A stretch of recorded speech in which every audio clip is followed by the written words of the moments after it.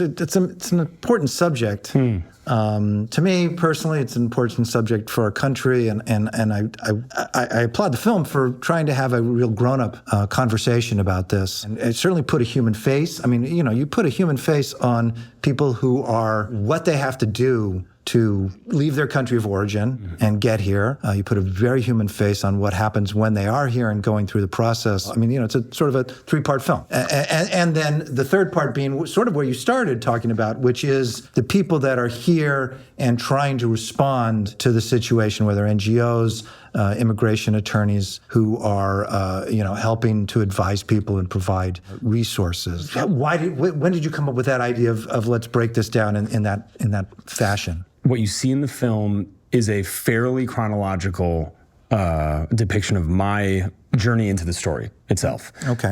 In a pretty literal way. So when you watch the film, there will be a period of time where you see that I'm with a specific volunteer. She was my point of access to the entire world of this. And so I'm with her in a moment where she gets a phone call that is calling for aid down to another humanitarian organization. So I tracked with her in real time. I had not met these people. I tracked with her trip down in her car from the Bronx down to this East Village NGO who were in crisis. There was miscommunication about when a group of migrants were going to arrive. Yeah. Evie loves New York. Evie loves NYC in the East Village. So about 800 people had just gotten to New York. They'd been there for about 24 hours. They'd come from 60-hour bus rides and were malnourished, dehydrated, exhausted. It was November and they were freezing. And Evie Loves had not started their cook yet. People were lining up and they were hours early. Anyway. That trip with Adama from the Bronx down there was the first time that I was brought to Evie Loves. I then meet Sasha and Mahmoud, the founders of Evie Loves. Right. They become primary subjects of the film. They introduce me to Father Mike. They bring me into the faith world.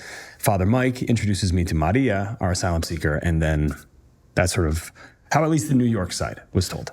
And then from there you decided, you know what, I need to go down to Colombia and see, what happens here. To what we were talking about a little bit earlier, I started to feel like I can't, in good faith, tell this story without confronting my own, some of my own blind spots about the history and the geopolitics of the region. So if Maria is experiencing this now, what are the material circumstances of Ecuador that brought her here, that made her flee? Outside of just her personal story, what are the infrastructure issues? What are the violence issues? What are the economic issues and the pressure points that create the need to flee? I couldn't go to Ecuador, but I could go to Colombia. Right. And so that was my goal, was to kind of confront the geopolitical side of it so that a viewer watching the film can now have a more holistic understanding. Yeah.